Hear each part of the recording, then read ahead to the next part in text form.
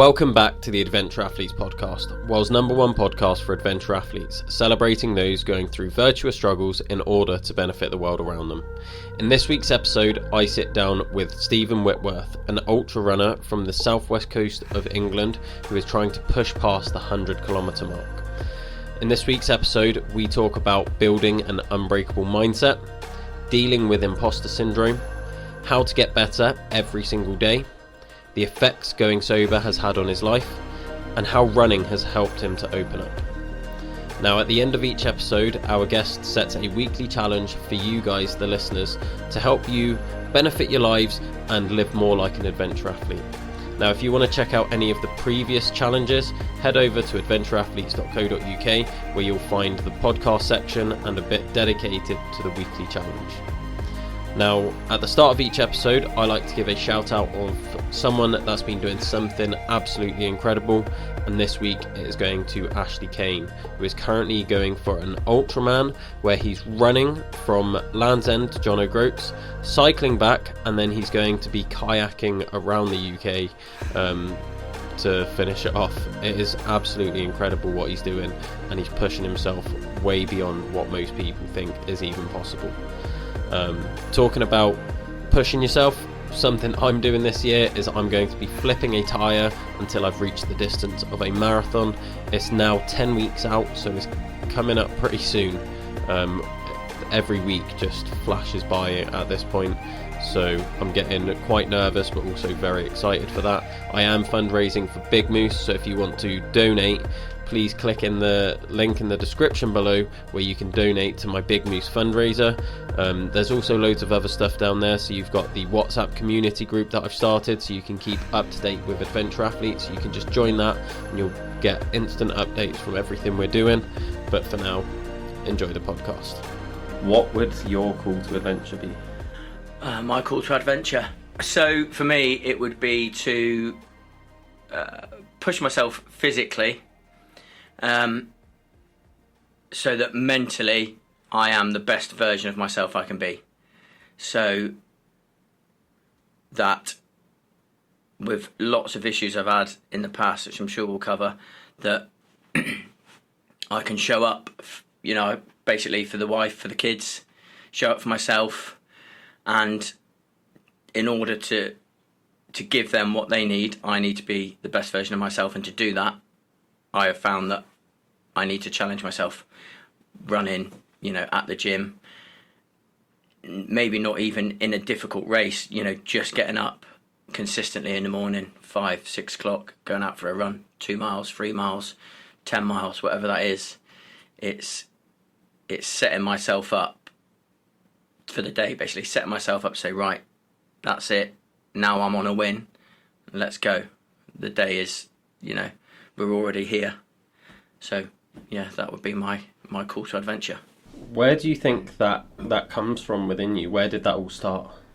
I think I've always had that in me. I was in the military at a young age, and I've always been quite fit and sort of outgoing, and as a kid, I used to just tear about outside of a football, chasing after people, running up and down the street. Where it's come from now is from sort of the last few years. I had a really bad mental health episode. I was in a job I hated. Well, I was in a job I loved, and very soon hated when, like I said, I like to be the best at not the best at everything. I like to be the best at what I can do. I like to do the best. I was in a job I loved. I enjoyed the work. And very soon it started sort of going off the rails. It wasn't quite what it seemed. I wasn't getting places where I thought I deserved to be. And I think that triggered a lot of stuff emotionally and mentally that I'd been storing up for years, like stuff from the army and sort of other stuff as I've gone through life.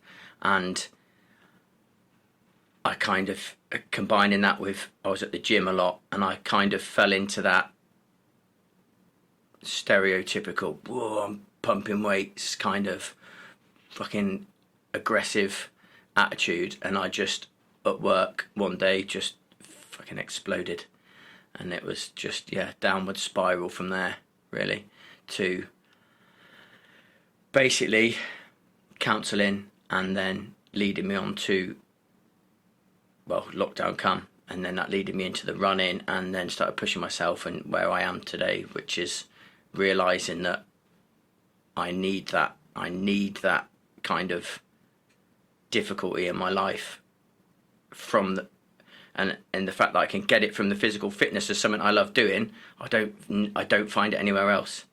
If I can give myself that difficulty from the runs, from a gym workout, from chucking my weight vest on and running up the field and doing press ups till I can't do anymore, it takes it out of my day, and alongside that, you have to take accountability for yourself, and I quit my job and got a new job that I love, and here we are today, really.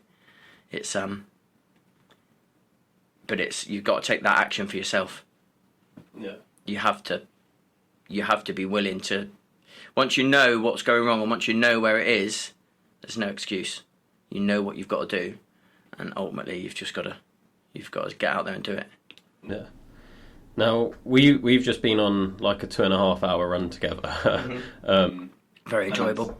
You've driven down 2.5 hours to get here as well, and you're driving back today. Yeah. That's like a lot of commitment to come and do something that like you're not even sure if you really want to do it. So like just having that mindset of I'm going to go out and do this thing, and like no matter what, it's going to happen. Like there's no barriers that are stopping you. No. How do you build up that sort of mental strength to overcome that? Because a lot of people and there's people that I've invited on the podcast, and they've got like way more free time than you. They might not have a family. They might not have like a full-time job. They're just going out doing adventures, and they're like, no, I'm not driving down for that. Like, I don't want to go do that. Like, what makes it different for you? One, I've got a very understanding wife. Bless her.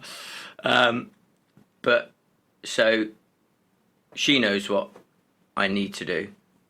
It's not a need in that respect, but since I've got into this running and this especially sort of endurance stuff and testing myself and pushing my limits and seeing what I'm capable of, I'm like an open book now. I'm like, why not?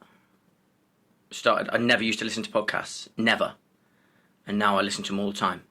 Yours, a lot great podcasts, along with a few others, and then I started listening to these podcasts, and then started relating a lot to it. Started following different people on social media, people that I sort of resonated with. That's a bit like me, or I kind of like that part of their journey.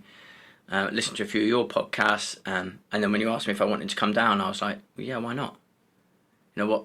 I looked at some of them and thought, well, like we spoke about on the run, God, they've done loads more than me. Some of them, like compared to my running, I'm bang average. But then I was like, it's not about that, and everybody is so different. My 100 miler might be someone else's 200 miler, might be someone else's 10k.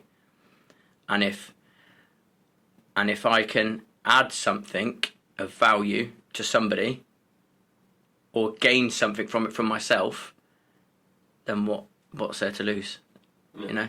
Because I think, like most men, don't like talking about stuff, especially not emotional stuff. Most men don't, and my wife will attest to that she'll probably hear stuff I put on social media or I'll say on here that she'll be like, well, you've never said that to me. And it's like, yeah, because it's not that I can't. I think subconsciously we just protect those people. We don't quite want you to know how deep and dark it goes sometimes, or how deep and dark it has been, because we're not there now.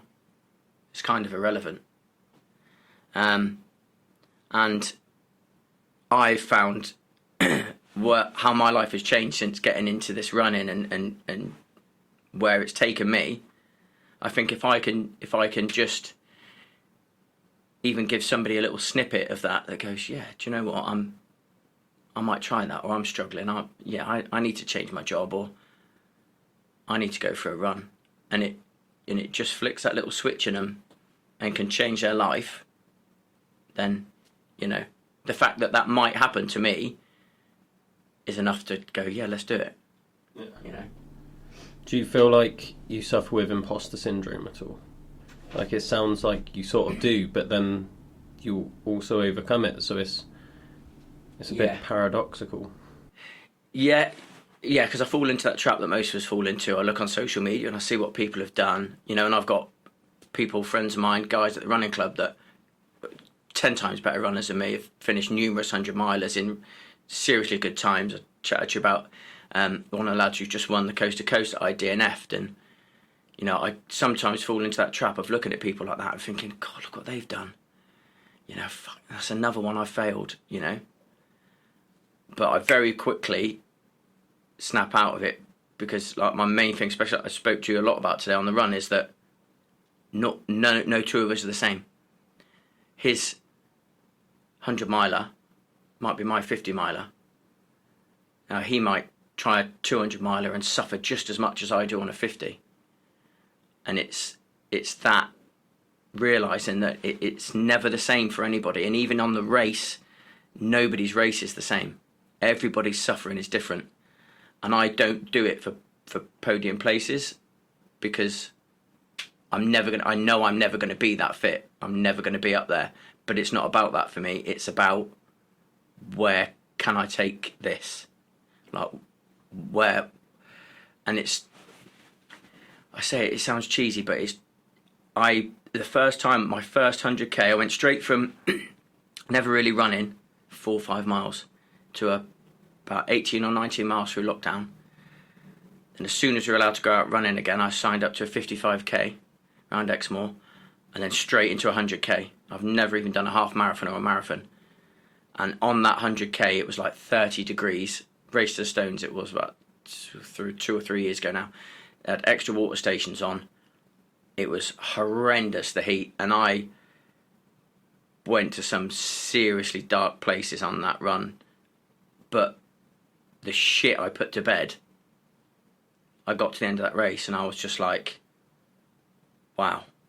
Nothing to do with the race. It was like just the weight of all of that I'd kept here, you know, and I was dealing with, and I just suddenly realised, I was like, this is it. This is where I need to go. And I think pushing myself physically through the hardest thing I've ever done, that was like, what's that? That's fuck all.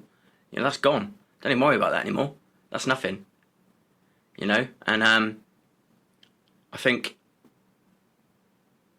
we just have to be careful that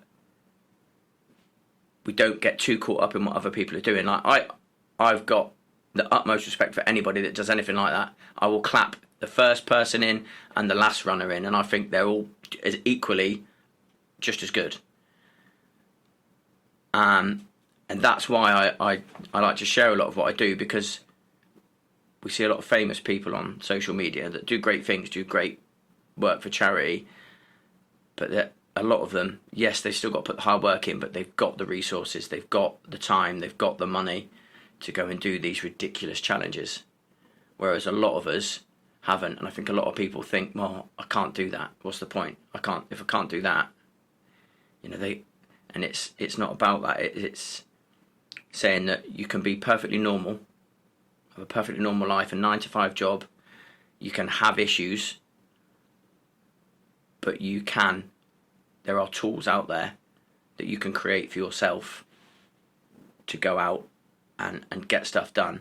And ultimately, there's always going to be people faster than you, who can run longer than you. But likewise, you've only got to be in it a few weeks or months and look at all the people starting out who are nowhere near where you are now. So it's very paradoxical, like you said, but sometimes it does take over a little bit, you know, and the wife will say you're scrolling a lot, and I'll realise I've like getting sucked into a lot of all this, like, okay, now do that, or shall I do that, or shall I do that, or look what they're doing. And then you have to kind of just realise what I'm doing is enough at the minute. Yeah, that's a very like healthy mindset to have, and I think a lot of people not that just listen to this podcast, but that come onto this podcast, and I'm including myself in this, struggle with that idea of being enough. Like, there's always more that you can do, and reaching your potential is this ever fleeting goal. Like, it's something you're never really going to truly reach, no matter how hard you try. Like, things are going to happen in life that hold you back, and it's just hard to get over that of being like, well, there's people out there doing more than me. Like, why can't I be doing more? Like, how do you have like any coping strategies, anything that sort of helps you have that mindset? Like, what brings you back out of that and being like, I'm content in where I am? Doesn't mean I'm going to stop trying, but I'm not going to be so hard on myself. I think when I look back at where I've come from, doing these things and doing these fitness challenges, and what I've got out of it, that levels me out to be like, what I'm doing I wouldn't necessarily say it's enough, because I kind of never feel it's enough, but it's enough. It's enough to be where I need to be. We can always do more. And then I'll think, like, I always use Usain Bolt as a thing to sort of level me back out again. So probably one of the most talented sprinters on the planet has run world record after world record after world record, but probably has no idea what his potential is on an ultramarathon, because he's never needed to do it. He's only ever trained for those specific races for probably most of his life. So that's why when I look at something like that, I never worry about because none of us know what we're capable of. Yeah. Unless you go out there and give it a shot. And that's the crux of it. It's not, can you do it, necessarily. It's, what are you capable of doing? I don't care whether that's, like I said on the run, somebody that has got a massive passion for wildlife, and then all of a sudden decides, do you know what? I've always wanted to photograph that barn owl, but they get up early. They're early, but as soon as dawn's gone, they're away till dusk. So then get up at 5 o'clock. Get there an hour before. Get your pictures. Yes, that's not pushing yourself to a physical level, but it could be that start for, it. When I talk about like physical fitness is my thing. So that's what I need to do. I need to push myself physically to keep sane, to keep me on a level playing field, to be the best version of myself I can be, etc., etc. And I push that a lot, but it might not be for everybody. So you've got to find what your thing is. Now, if that is getting up at 5 o'clock in the morning every day for 6 months, and you finally get that shot, and then you're on National Geographic or whatever it is, or it's the best photo in your hometown, or you never ever show it to anybody. But you've had to push yourself out of your comfort zone to do something you've never done before to achieve what you wanted. And that's why I think it's so important from the mental health aspect to push yourself. I personally believe physical fitness is a massive thing for good mental health, and I think it should be prescribed on the NHS. I think it should be free. I think anyone with any issues should be able to go to a gym, a class, a spin class, a swimming pool, and with a note from the GP saying, I want to do some physical activity and I can't afford it or whatever. And they get a swimming lesson a week, or they get, a spin class a week, to start seeing, actually, I quite like this. When you wake up in the morning, it's like you got DOMS in the morning and your fucking legs, you're like, oh, I went too hard yesterday. But that pain is instantly a pleasure feeling of pain, because you're like, I've earned that. I know why my legs hurt, because I was squatting 200 kilos last night for reps or whatever it was. It's that pleasure side of it. It's not pain because you've sat down and you've got sore legs because you never do anything. Yeah. You know. I really like the Usain Bolt example there, and I've never thought of it like that, because I'll look at, like, a great example's Nathan Hutton, who just won the Wild Horse 200 race. Yeah. And I'll look at that and be like, oh, I reckon one day, like, I could do that. Why aren't I putting in enough work to be able to do things like that?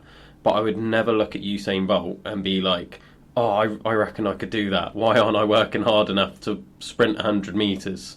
Because it's just not, it's not me, for a start. And I don't know, it just almost seems unrealistic to think like that for that one example. Mm-hmm. But they're both pretty similar examples looking at it. They're the best at what they're doing. Like, I'd never sort of try and be like Eddie Hall. I'd never be like, oh, I can deadlift 500 kilos one day. Like, why aren't I working hard enough at that? But like I was telling you, I hit a PB deadlift of 210. I was over the moon with that. Yeah. But then if I do like a 50 miler, I might not feel great about that, because I'd be like, oh, well, why haven't I done a 100 miler yet? Why haven't I done a 200 miler? And I think it will come back to, like, what I do then achieve is just how much I'm willing to sacrifice for that thing. Mm-hmm. Like, I'll never sacrifice my life to run 100 metres. No. It's just, it doesn't interest me. And that's where that comes back to the not trying to worry too much about what other people are doing, because you hit a 210 kilo deadlift PB, right, and run, say, a 50k in, I don't know, 10 hours, 8 hours, say, right, brilliant. Eddie Hall hits a 500 kilo deadlift, but does that 50k in 14 hours. Who's better? Him because he can deadlift over twice what you can, or you because you can run the 50k faster than he can? And when you realise it's not about that, it's not about who's better, it's about the fact that your 210 kilo PB deadlift is his 500, and your 8 hour 50k is his 14 hour 50k. Yeah. That 14 hour 50k might be just as hard for him as your 8 hour 50k was. And vice versa, the PB, you might have strained every last bit of sinew in your body to get that up, and he did for the 50k, for his 500 kilo. So it's all relative, and that's why, really, you should use other people to inspire you and think, do you know what?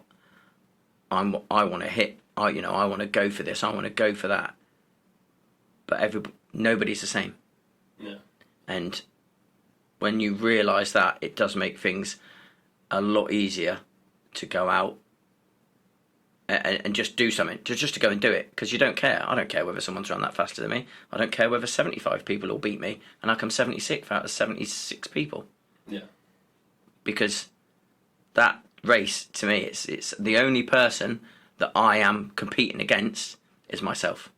Yeah. And that's the way I've treated it from day one. I'm not out there to beat anybody else. I'm out there to beat myself. Not even to beat myself. I'm out there to prove to myself that it's not, it doesn't all have to be about what's up here. We can either let it overcome us and sit there with that woe is me mentality of poor me, I'm fucking depressed, I feel like shit, so I'm just going to take it out on everybody else. I'm going to be stressy, and at times I still am a right stressy twat, and it'll be 9 times out of 10 because I didn't go running that morning, because the wife went to the gym or something. She does her stuff, I do my stuff, and she'll know straight away, you're stressy because you haven't run. No, I'm fucking not. And I know. I almost say it with a smirk because she's right, 100%. Yeah, it's because I've not done anything. I just need that. I don't have to be trying to beat myself all the time. I just need that physical side of it, It's not the distance sometimes, it's even if I got up at 6 o'clock in the morning every morning for a week and went for a 1 mile run, that's just the same for me as going out on a Saturday and running a 50k. Because I'm not giving myself the chance to just fester, you know. Yeah. I think what you've done is like incredible in the fact that you've got over that comparison trap, and it's something that I try and get across to a lot of people, but I struggle with myself.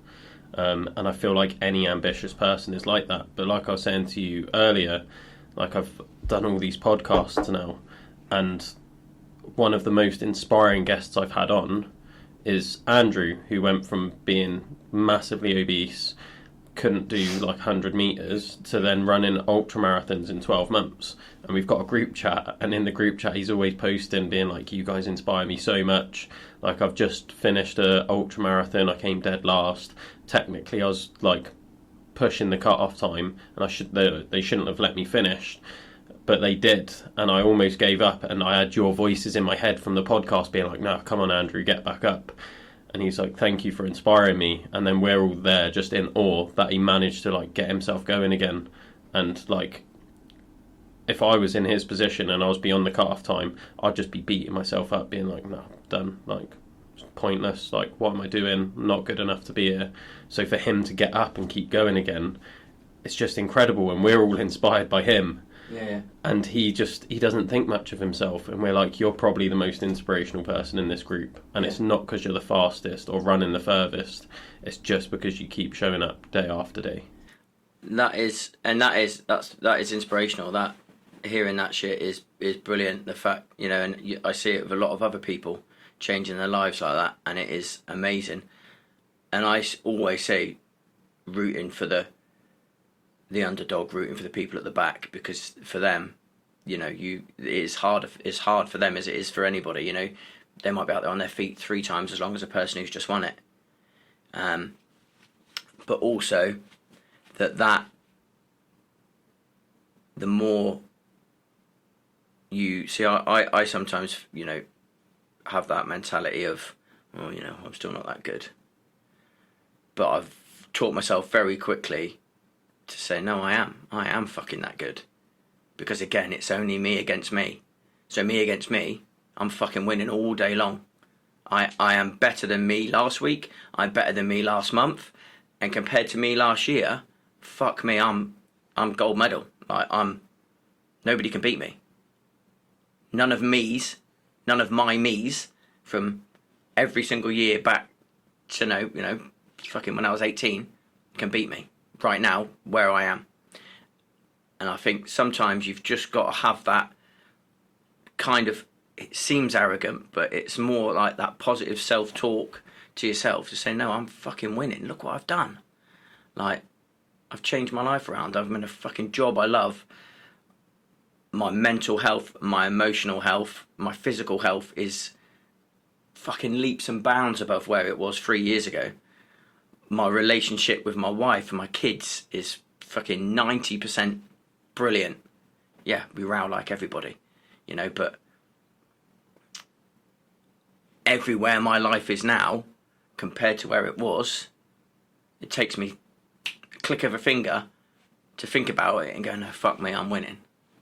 You know, when I have a bit of a down day, and sometimes I said to you before, I get that fog. We might have rowed over something fucking minuscule, and I sometimes slip back into that, and I'll just be just gone, fog, down it comes, and I'll sit there, and then, you know, she'll rant at me for a bit, and I'll be like, right, 10 minutes of her saying, come on, snap out of it, you don't need to be like that. No, fuck off. No. And then I'll be like, what the fuck are you doing?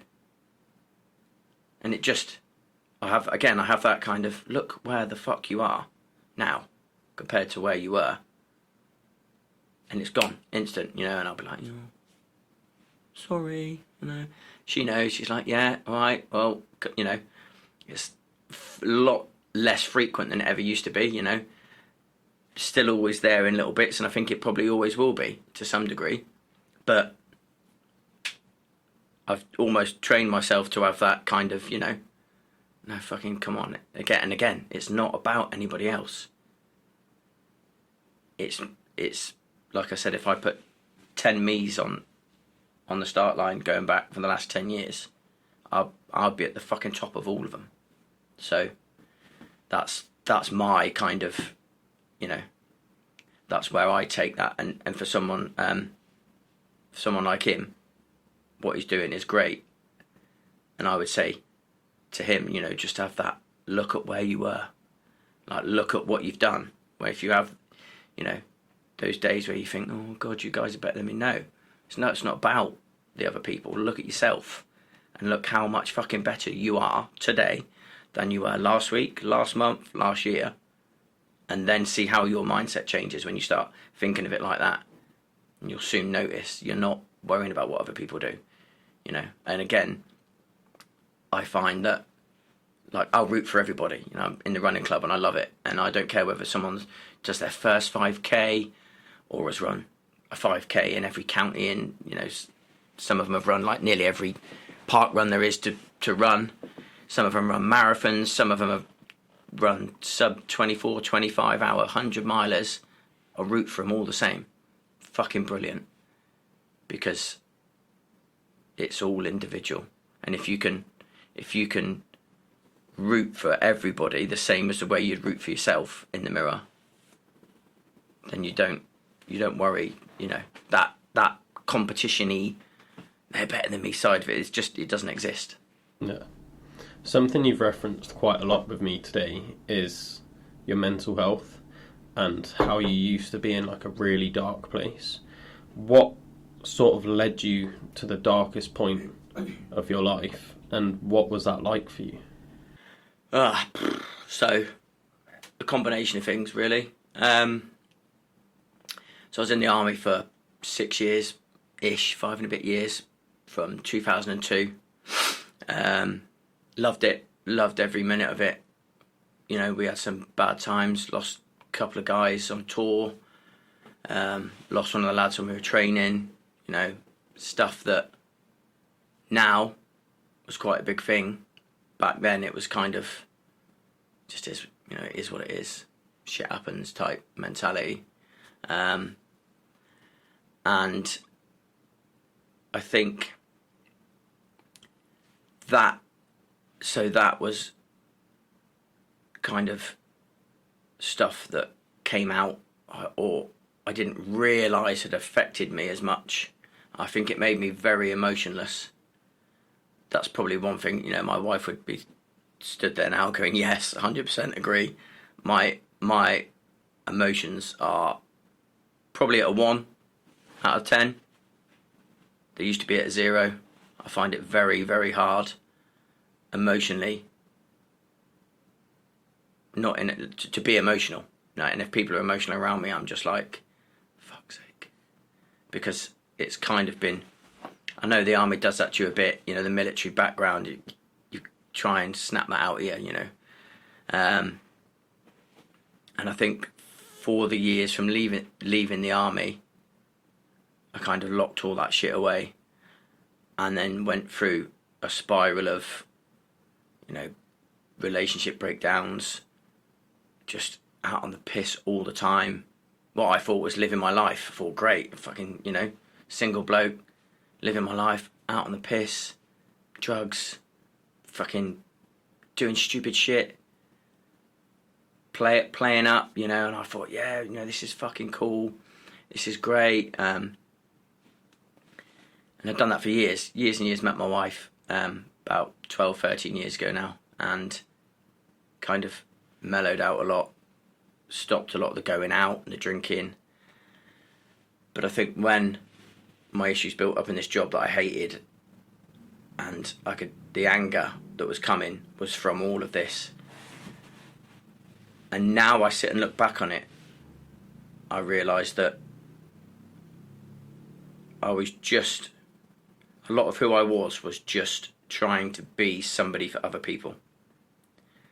So I was trying to be the Joker. I was, if something was going on a night out, I'd want to be the one being the stupidest, the loudest, the drunkest, just to show off. I think I was always trying to earn people liking me, when in reality they were just liking what I was doing, not actually liking me. And when I started thinking about that,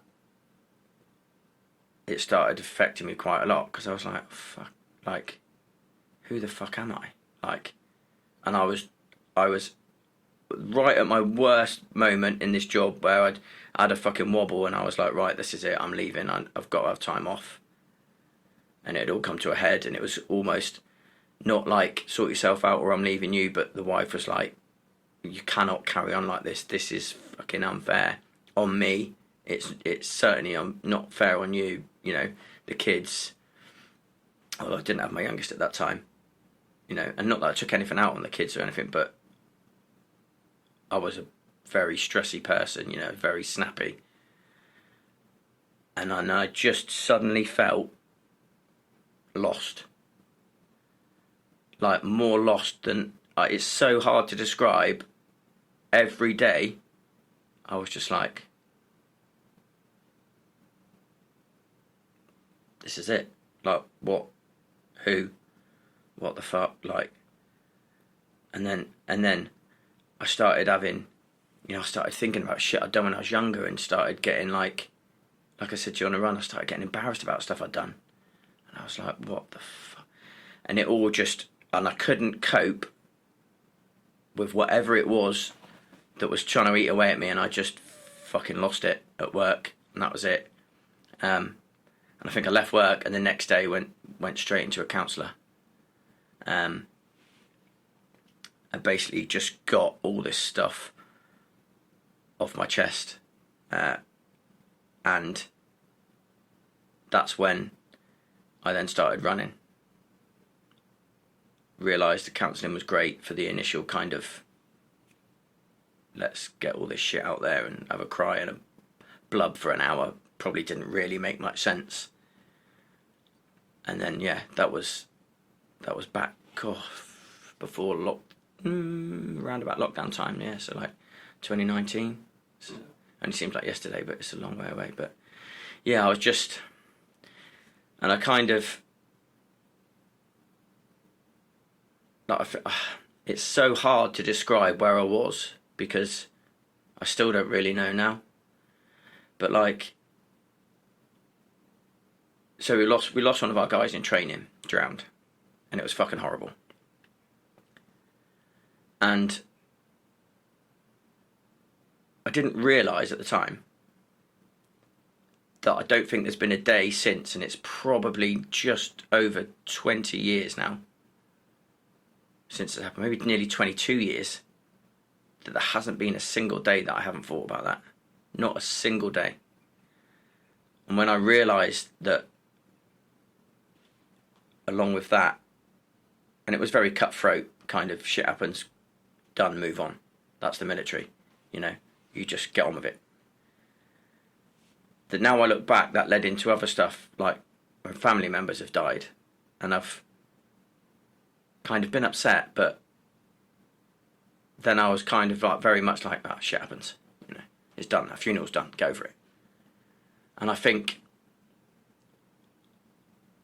it was more the emotions, like I said, my emotion level is like there.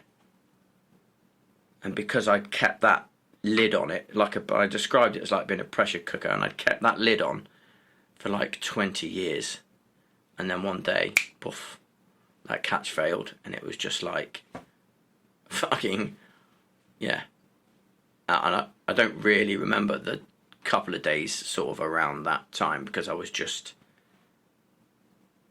had this, have you ever had like such a head cold that your whole face feels like it's like going to explode? And it was just like that. Just this fog of like, I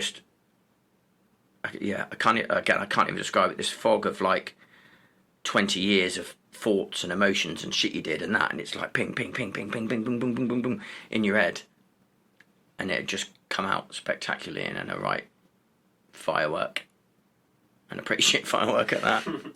And then And that's where we got to the running, the fitness. Yeah. This is how we now stay on top of it. It's out there now. I can talk about it. I know when I'm having days where I'm like, we all get things that wind us up. I love my job, but there's still little bits that annoy me. And I'll go home, and then I know. Right, I know what that is. Don't take that home. Don't take that indoors. I'll go for a run tonight. It's gone. Boom, just like that. And that, for me, was the biggest kind of flick switch that I realised, for me, that is what sorts me out. Yeah. Do you feel like that mentality that you had of the doesn't matter, just get it done, has some benefits to it? Because listening to your story, and especially the stuff you told me on the run, which I definitely want to go more into, of like dealing with pain when you're out on these ultra endurance things and the limits you're willing to push yourself on, it seems to come from the same mindset of it doesn't matter, keep going. Yeah. So I say I've always had that kind of resilience in me. I said to you on the run, my first 3 years in the army, I had a hernia and nobody knew about it. And it was that bad, it used to poke out where it shouldn't. And I would, in a morning, I would have to literally grit my teeth, poke it back up,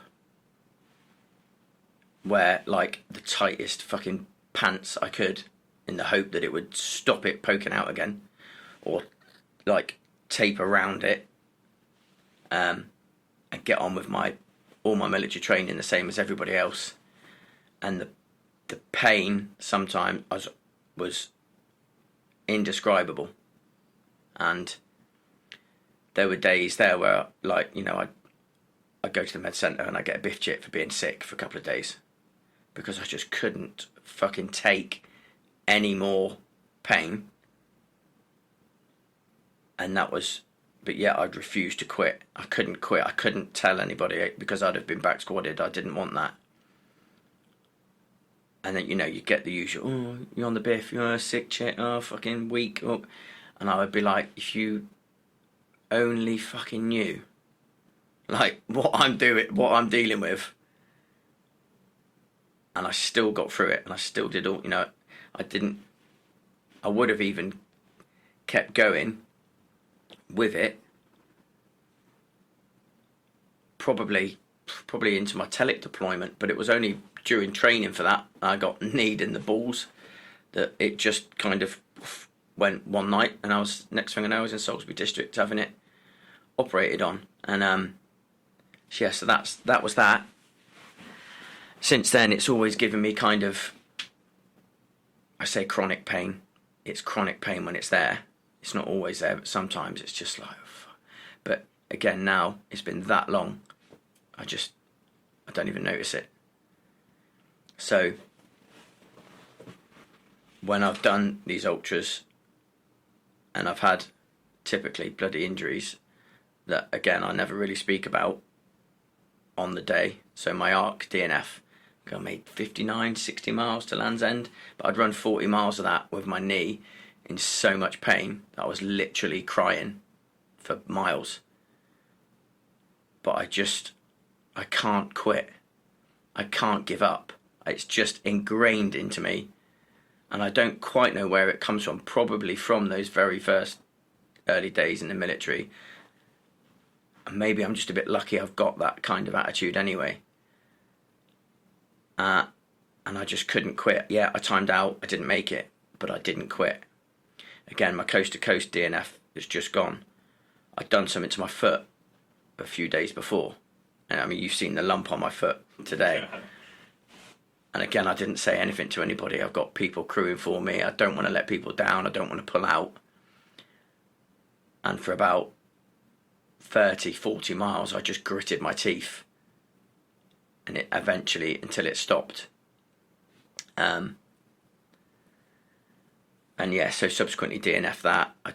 And that, don't quite know where that went wrong, but long story short, I fell asleep pretty much. Didn't really know what I was doing or where I was. I didn't even know. I told my crew I was done until I read my messages back and they were coming to get me. So you can technically say, yeah, I quit maybe, but as far as the pain threshold goes, you know, in that resilience to like, this foot is not going to fucking stop me. So you might as well.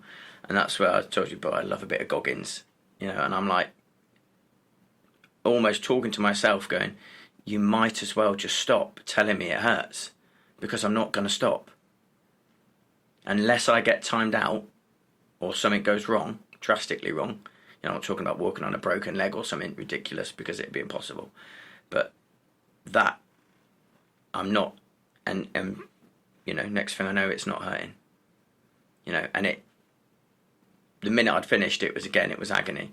You know, but I do truly believe that you can control this if you want.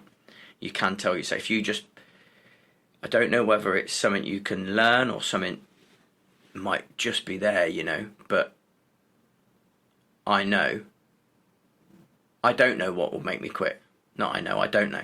I do not know whether that's a good thing or a bad thing, where my threshold is, where my limit is in anything. I'm never going to be, like I said, I'm never going to be the fastest, but I kind of love that idea that I almost like the fact that something's wrong, because not only am I doing this ultramarathon and trying to run 100 miles, my foot is fucked. Yeah. And I'm still going it, and that's not to be, oh yeah, look at me, I can run with an injury. That's purely, like I said, that's me against me, and it's not winning. You know, old me is not winning. Old me is the bad foot. Come on, doesn't matter. There's other races. You know, no. New me's today. New me's winning, and I truly believe I get positive. You know, I don't know what I get from it, but it's not negative. Yeah. I really resonate with that, and the fact that you don't know where it comes from makes me feel a bit better that I don't know where it comes from either. Like when I was doing my 496 challenge, on day like 25 I had a stress fracture in my foot. On days 29 and 30 I was literally throwing up and shitting myself, like, but I did not stop.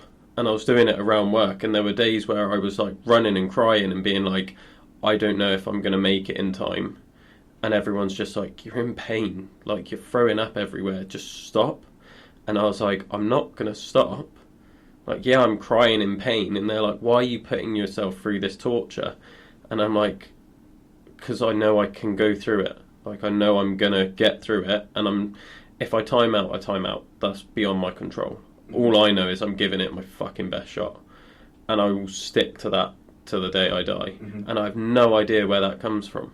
Like, there's just something in me that will just not let me quit. I think it's that internal fight to know that it's like fight or flight. Yeah. Thousands of years ago, if you stop running, you're not eating, because you ain't going to catch it. Yeah. And you're going to die. And I think there's that very basic level in all of us. I just think some people can't tap into it, or don't try to tap into it, that, yeah, you can stop running and come home, you've got a fridge full of food, you know, you're not going to die unless you have a heart attack on the run or you get hit by a car or something. But there's that instinct in you to be like, no, I'm not, I can't, this isn't going to, you know, this isn't going to beat me. I don't care how tired I am. I don't care if it hurts. I'm just going to go through it. I'm just going to keep pushing.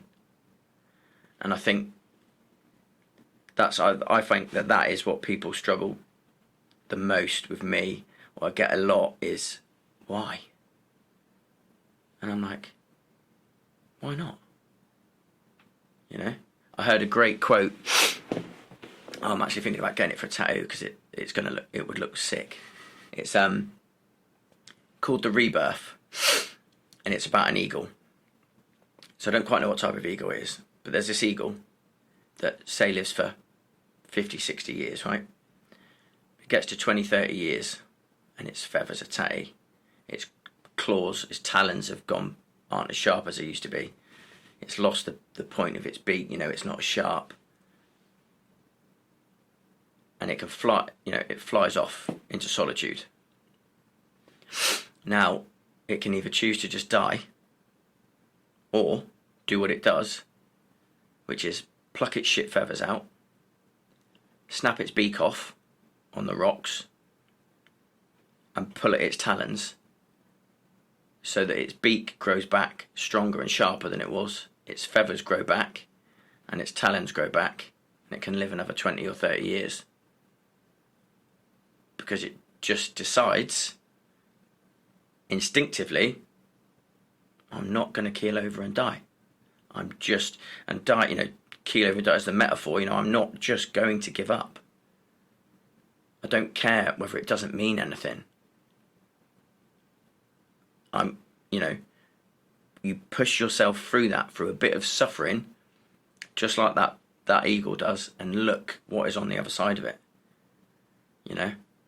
And I think you can do that so many times. Like where I am now, great. My next race, I might push myself even harder and unlock even more. And that for me is like, you just don't know what the fuck you can unlock. Yeah.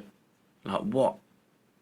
How much better than me can I be?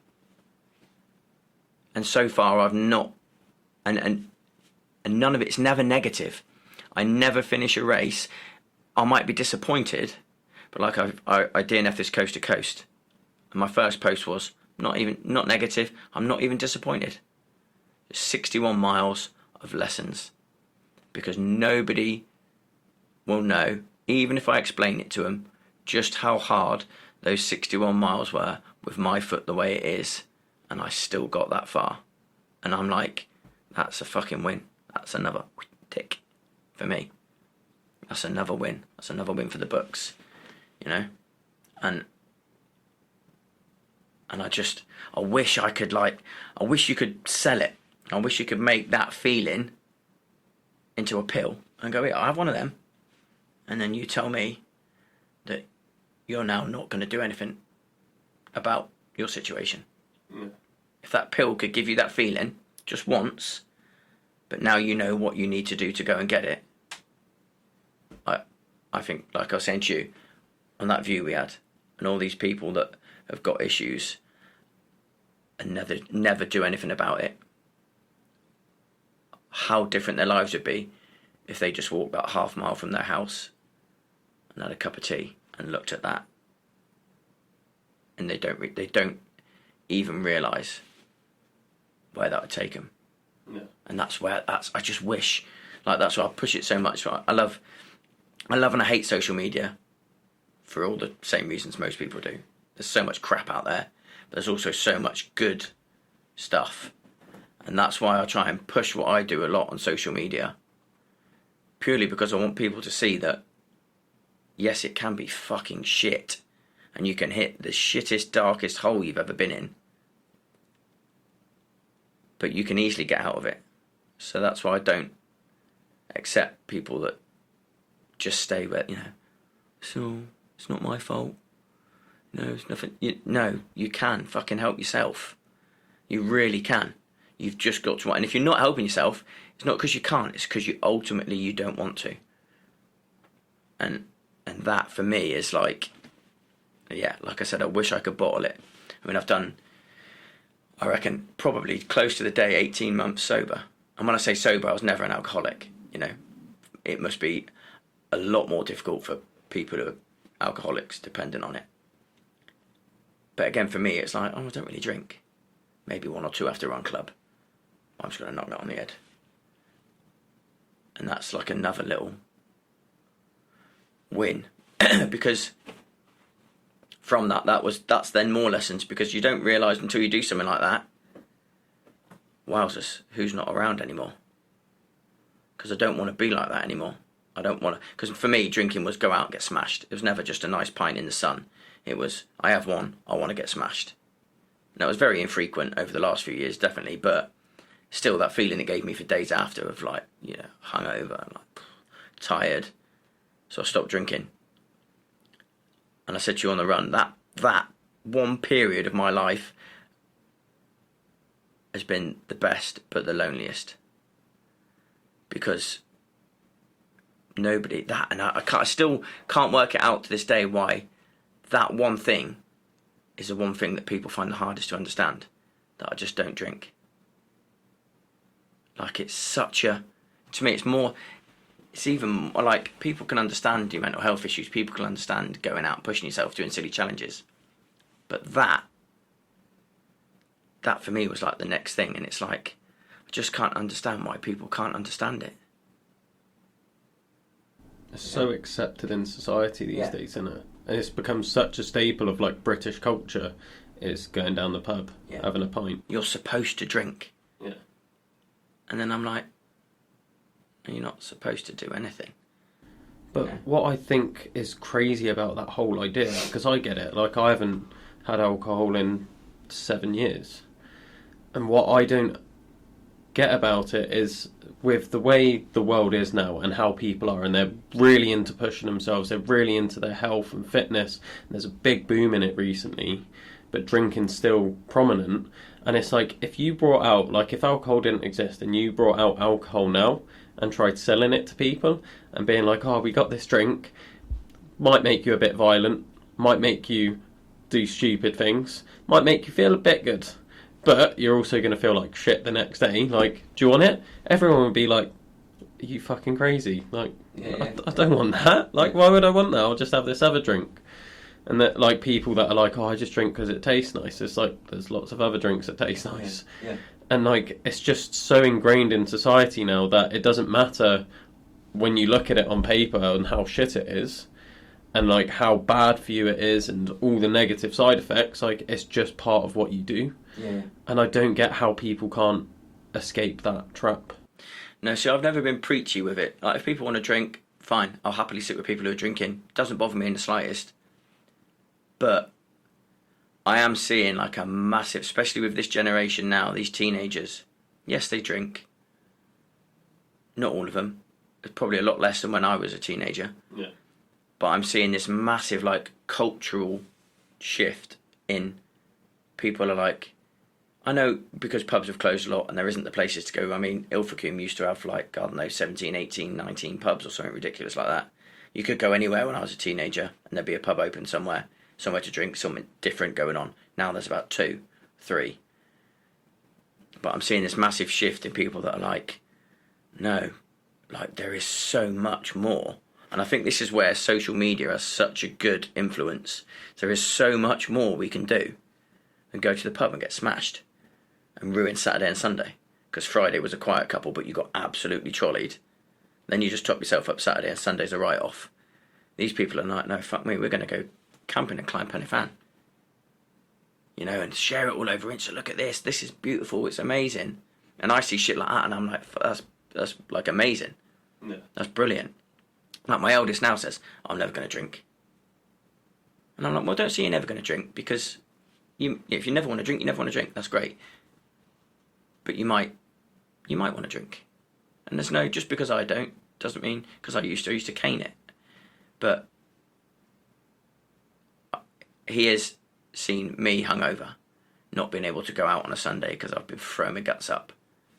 Been like, oh, I don't never want to be like that. And I'm like, to me, I can see that in him now, that shift from everybody else. He's like going out with his mates, doing other stuff. They go to the driving range, you know. They go into festivals. Now, he's not drinking, he's not technically old enough to drink, but we all know kids can drink when they want, if they want to. But they're not. They're just going and enjoying being out there. And I see stuff like, and I think it's great. Like, don't get me wrong. Like I said, I've got nothing against people who drink. But I do think it has a huge impact in regards to mental health and where people find themselves. Because I could go and point out loads of people I know who've got issues, mental health issues, or feel a bit depressed. They all drink. And I'd love to know if you could go on, just stop drinking. 6 months. Some of them, and I bet a lot of them, will probably never drink again. If they... And I would never know just how much of an impact it had on me. Because like I said, especially over the last few years, I never really drank that much. But where I am now, I'm quite happy if I never drank again.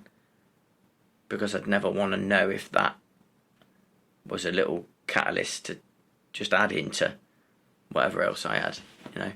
Yeah. And I think that, and I do hope it. I mean, everybody says it's the worst thing. It's worse than smoking. It's worse than drugs. It's worse than smoking weed. But yet, it's so, like you said, it's so prevalent. It's almost like a rite of passage.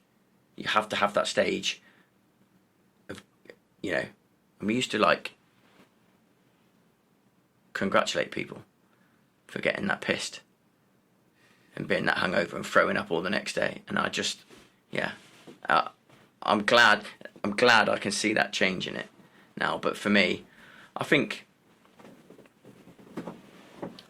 people will understand. But I don't think unless like obviously they've not been in my situation, they've not been me. So maybe they don't understand why I don't drink. Like, well, you could just have one. I could just have one. But I don't need to. Just the same reason that I'll never drink a non-alcoholic beer. Because I don't need people to think I'm drinking a beer. I'll quite happily sit there with a can of Diet Pepsi. Yeah. Because it's not about that. And that, yeah, I've waffled on a bit about that, but that's... I think it's summed up by...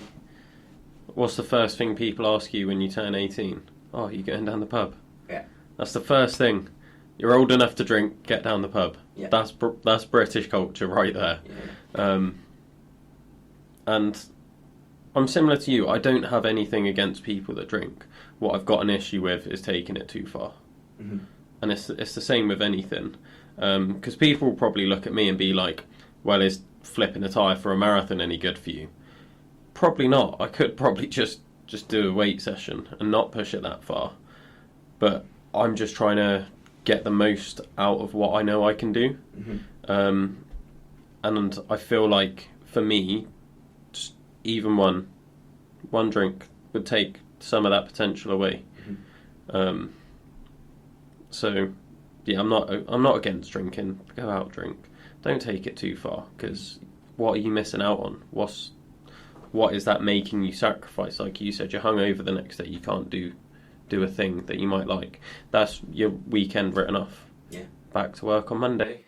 And hindsight's a wonderful thing in it, and I think we all realise in 10, 15, 20 years' time, society will be like, shit, we didn't realise just what the issues this would cause, along with, you know, drugs, everything else. They slowly realising.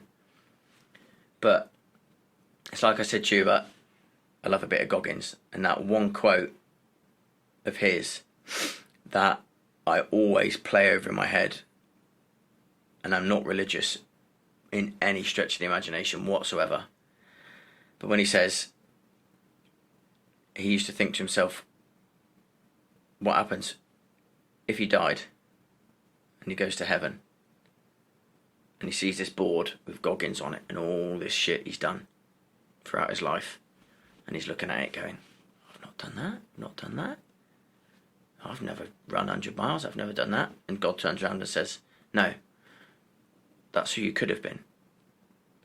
And that's not who you were. And that, for me, as cheesy as that sounds, is like, well, like I said to you, it makes the hair stand up on me, because I'm like, yeah, well, what if? What if that happens? And I go somewhere and someone says, yeah, you could have been so much more than what you were. And I'm like, fuck, I could have been. I'd rather get somewhere and someone says, you couldn't have done any more. You did you gave everything your best shot. Whatever it was, job, fitness, family, house, you couldn't have done any more. You're happy. now you can go off and, your soul can rest in eternal peace or whatever. I'm not going to be haunting people if any of that shit exists. But, and that's like one thing I cannot get that out of my head. That what if, and that's why that's why I like to push myself a lot, because it's, I could never accept, I don't think I could ever accept if somebody said, you could have been so much better. You could have done this, you could have done that. And that's, it's food for thought. Yeah. I feel like some people will struggle with that idea of like, imagine what you could do, because they will just feel like they could never actually do it. Mm-hmm. And I've been there myself when I was coming out of like homelessness and my ankle break, and it's the one time I've quit anything. The first time I tried the Welsh 3000s, and I quit like not even like a third of the way in, and I was like, no, I'm done, because I'd been coming back from like nothing for years, and I started having those thoughts of maybe I just can't do these things. Like, I know that I could have before, but I can't anymore. And that was like the darkest place for me, is failing something, giving up on something, and thinking like, I should be able to do more, but I can't bring myself to do it.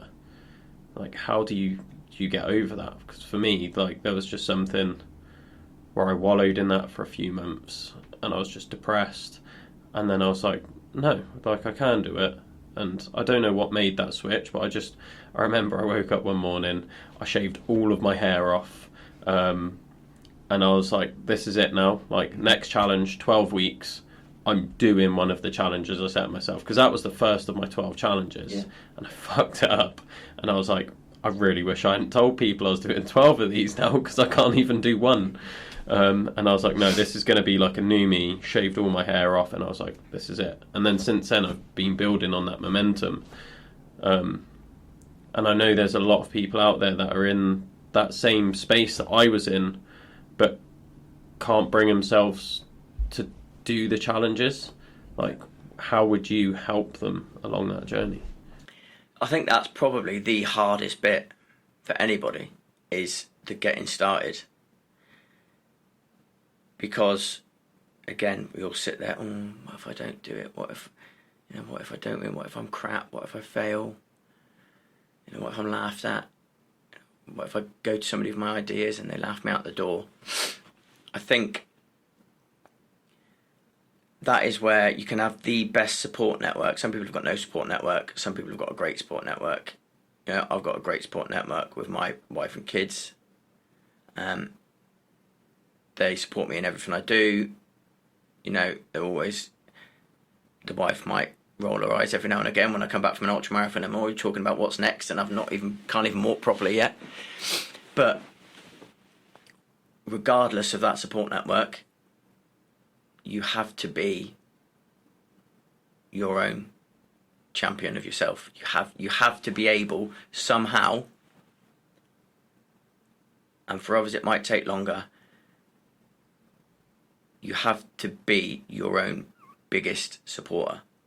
You have to start thinking of yourself as the best you are, the best thing that there is. I am going to be the best I can be today. Tomorrow, I am going to be the best I can be today. The next day. You have to say it in the mirror if you need to. At some point, nobody can do it for you. And it's not just going to come. At some point, and I can't remember when it was, I made the decision to start running. Yeah. To sign up for a longer race. At some point, I just flicked that switch and just went, fuck it, let's just do it. Because again, but what's the worst that could happen? You enter a 55k ultramarathon, and I scraped the cutoff, I think, by like 14 minutes. What happens if I hadn't have done that? I'd have just done something else. Because I know now that mentality was never about winning that event. It was about me. It was about beating me. And I think if you can just give yourself that sliver of, what's the word I'm looking for? Positivity, you know, and just get out the door and go and do something. Before you know it, they say like 30 days you create a habit. Before you know it, and it might be running to start with, and you might branch into someone else and go, I'm not really keen on running, but I know I do power walking, or I do swimming, or whatever it is. You have to give yourself that little bit of belief. It's not all, you know, miracles and sparkly unicorns, and you have to at some point go, no, I need to take fucking action here. I cannot go on like this. And regardless of anything else around me, it starts today. Yeah. And then you just go and fucking do it. And I guarantee you now, once people do that, week, 2 weeks, 3 months down the line, they'll be like, fuck me, why didn't I do this 2 years ago? Why didn't I do this last year? What, you know? And they'll be, and they'll know. They'll know what I'm talking about. Yeah. Something I heard recently from, I think it was Tony Robbins, was if you tell a lie big enough, loud enough, and long enough, even you'll start to believe it. So you literally can just start lying to yourself, and like you said, just be like, no, I am better than this. And I think for me, after I'd set myself these 12 challenges, and I was like, no, I am going to do this, and I am good enough for this, and by no stretch of the imagination was I actually any capable of doing them. Like 2 years ago, thinking of flipping a tyre for a marathon, there is no way I'd have been able to do that. Like, I'd failed doing essentially just a hike. And now I'm at a point where I'm like, oh no, I could flip a tyre for a marathon. And I've just told myself that lie long enough that it's starting to just happen. Yeah. Like, because I've got that belief in myself of like, there's no way I'm not going to flip the tyre for a marathon. I've said it so many times on like all the podcasts, all my socials, that I can't even think of what it's like to not believe that I could do it. No. And that's where, as well, say you only make 20 miles. Have you failed? You haven't failed. If you only make 20 miles and you cannot physically do any more, your arms are falling off and your back's fucked, you haven't failed. And I think that is what people need to realise as well when they set out to try and improve themselves, is you can have all these ideas and these challenges and these visions, and it's fucking brilliant, and I hope you smash the marathon. I hope you get further than that. But also, if you only make it 20 miles, you haven't failed. You've just flipped a tyre for 20 fucking miles. Like, that's no fail. That should be, again, and it's different for everybody. Who knows what you'll learn about yourself when you're doing that? Who knows how far you'll go? But you have to make sure, and this, I think, probably the most important thing is that for me, it's not a fail. I wanted to run 100 miles. I've entered 2 races, probably one of the hardest in the UK, potentially being the Arc of Attrition. Coast to coast, equally quite a hard race. And I wanted to do them. I talked about them. I raised over £1,000 worth of money for charity on the first one, and I didn't complete either of them. I never once called them a failure, because to me it wasn't. Because I learnt so much, and that mindset I've got myself to, all I could take from it was the wins, the positive, the running through the pain, and not being able to quit, the fact that I've just run 100k, you know? How many people don't do that? Learning to take all that positivity from it, ignoring the fact I didn't complete it, helps. It helps elevate again, you know? So I 100% would be rooting for you to smash it. But for me, as like a, not no, I'm no expert at giving out advice or anything like that. But if you only make 20 miles, don't see it as a fail. Yeah. You know, it's not a fail. It's you will need to look at that if that is the situation you find yourself in, and look at all the wins you can take from that, because there'll be hundreds. At what point in that, using that example of the tyre marathon, would you consider it a fail?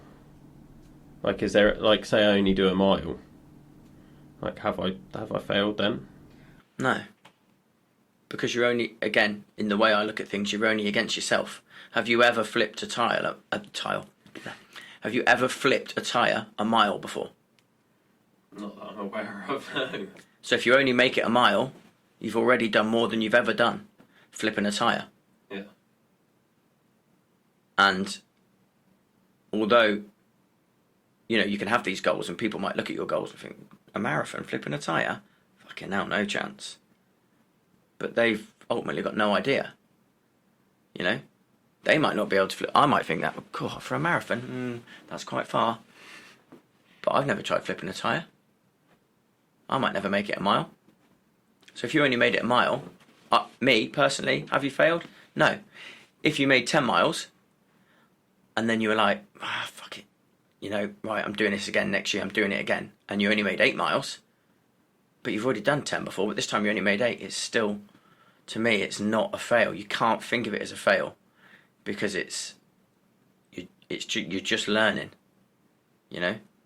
It's all, what's the word I'm trying to look for? It's all kind of, you need to use it as like, what's the word I'm trying to look for here?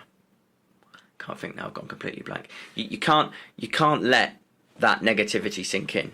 Yeah, so it doesn't matter whether you finish 5 miles short of the previous one you've ever done. You have to take the positive. Yes, there will be negatives. If you want to take the negatives from it, they're all there. But equally, there's just as many positives. And if you just look at the positives, no, how can you fail? Yeah. You know, say you do that. Say you flip that tyre 26 miles, right? And then someone goes out the day after you and does 40. Would your achievement be any less? No. There you go. Because it's yours. And only you know what you're capable of. See, that's why this is where it goes back to what we were talking about at the start, and trying not to compare yourself to other people, to athletes, to social media, to, you know, you're only ever competing against yourself. And if you only look for the positives, you can only ever win. And if you can only ever win, then going forward, life should be easy. Or easier. Essentially what I've taken from that is that failure is just a mindset. Yeah, 100%. No, that's really good advice. And I've never seen it like that. I've been one of these people that just sets these challenges, these goals, and they're all just arbitrary things that I've just plucked out of the air. Mm-hmm. Like, who said that flipping a tyre for a marathon is a good idea? Like, where's that number come from? Well, I've chosen the marathon because it's a recognisable distance. Everyone can look at a marathon and be like, wow, people run those and that's hard. Mm-hmm. Now imagine doing this hard thing for that distance. Like, it's a concept that's easy to understand. Mm-hmm. But if I'd set out and been like, oh, I want to flip a tyre for 20 miles, people would still understand that that's hard, but it just doesn't have that same ring to it almost. No. So it's weird how we just come up with these goals, and then if we don't make it, we failed. And I hate the word failure. I hate the word failure with a passion, because say someone climbs Everest, and I don't know what's Everest, 8,000 metres, something like that. I don't know the I know there's base camp, I don't know the other bits, but say you climbed Everest and you only made 6,000 metres. You had to come back down because you couldn't handle the oxygen deprivation or whatever it is you get. The storyline would be, British climber fails to reach summit on Everest. Not British climber has just climbed to 6,000 metres above sea level, spent weeks and months training physically, mentally, and has probably had one of the best adventures of their life. No, we just say they failed to reach the summit. And as soon as that's just that word, failed to reach the summit. Oh, it's there, isn't it? Failed. You're a failure. Oh, I'm a failure. You're not a fucking failure. Like, you've just attempted to climb one of the biggest mountains in the world, and you didn't make it this time. I wish people could see that and just get rid of that word and not think about it. I'd urge anybody that uses that word to stop using it. Try and saying, not this time, or next time I'll do it. You haven't failed. I don't like that word. Yeah. I think it's a very negative mindset. Yeah. We're gonna wrap the podcast up now, and the one question I ask all my guests to finish it off is, what challenge would you set for the listeners for this week? Oh, what challenge? So based on sort of what I like to do and where I am, and that whole mindset of just pushing yourself outside your comfort zone, just seeing where it can take you, would be to just do something you don't do. So if you go out running 5 miles a day, Monday to Friday, one of those days, get up an hour early and run that loop twice. If you only go running in your evenings and you say you haven't got time, set your alarm, get up early, go out before everybody's up, go and do all your workouts in the morning. Do something. It doesn't have to be running. Go to the gym, go to some exercise classes. Do something you don't normally do, or do something you normally do, but do it twice. Do it 3 times, and just see where that small little difference, just see where, what it gives you, where it takes you sort of mentally, and that kind of, just those little wins that you get from doing stuff like that, and how that then, like, I'm a massive advocate for doing stuff in the morning because it sets you up for your day. Get your fitness done in the morning, get your runs, your swim, if you've got the time. There's always time, but so ultimately it would be just pick something you do now, and do more of it. Or if you're not doing something, go and do it. If you don't like swimming, go and sign up for a week's worth of swimming lessons, just to shift that. I'm not talking about trying to run 100. If you want to go try and run 100k, and then go and try and run 100k, because I'm sure what lessons you'll get from that will be phenomenal. But just as a small wins, go and do something you haven't done before, and see see where that leads you, see what avenues that creates. Amazing. Well, thank you so much for coming down. I know it was quite a long drive for you, and I really appreciate the time, and thanks for coming on the run with me this morning. Yeah, no, it was great fun. Thanks for having me on the podcast. Yeah, no worries. Where can people find you online if they want to follow your journey and hopefully see you push beyond that 100k plateau you're at? So, yeah, Instagram, steve.w.1985 is my Instagram handle. It's just sort of everyday life. I like to show all of it, the running, the family side of it, the work side of it, just to show people that, you can do stuff with limited time, or around, busy family lives like we all have.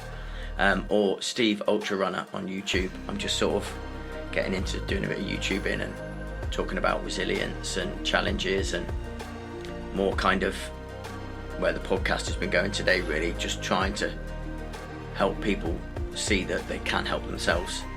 But that's very basic with that. I've got, like I said to you, I've got videos with 2 views and videos with 2,000 views, so it's quite, but I quite like where that's going. I quite like messing about with that, so yeah, that's where you can find me.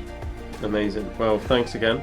And yeah, I'm sure we'll stay in touch. Yes, definitely. Thanks again for listening to another episode of the Adventure Athletes podcast. If you want to find out more about our guests, check out the links in the description below, where you'll also find a link to our website, our socials, and my BigMoose fundraiser. Let us know in the comments who you want to hear from next, and we'll try and get them booked on as best we can. And if you want to get involved with anything Adventure Athletes, we've got so many things going on. We've got our programming that we'll do for people trying to take their next step into their own personal adventures. We'll do sports massage.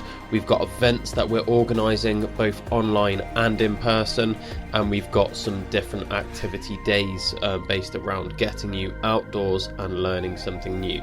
So if you want to get involved, check out the website. If you want to find out more about the guest, check out the links in the description.